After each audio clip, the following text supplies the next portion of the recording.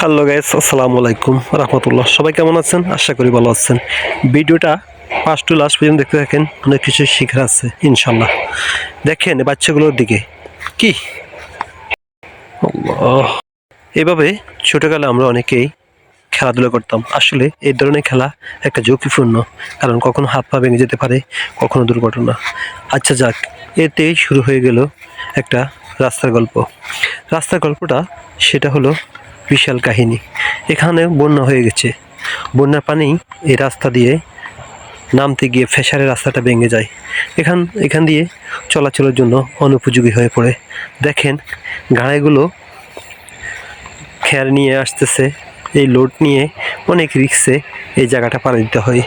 এই জায়গাটা পাড়ি দিতে হলে অনেক ঝুঁকি নিয়ে যেতে হয়। দেখেন গাড়িটা আস্তে আস্তে ঝুঁকি নিয়ে যাচ্ছে।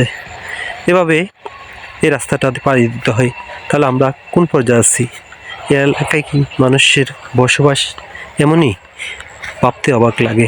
জীবনটা বড় অদ্ভুত, জীবনটা বড় রিক্স নিয়ে হাঁটতে হয়, চলতে হয়। তাই আশা করব এই ভিডিওর মাধ্যমে যারা ভিডিওটা আমার দেখতেছেন তাদেরকে বলবো, এত জীবন, এটাই কি জীবন? এভাবে কি মানুষ চলতে হবে? এটাই কি মানুষের শেষ ভরসা? দেখেন এত বড় একটা যাতায়াত রাস্তা দেখার মতো কেউ নেই।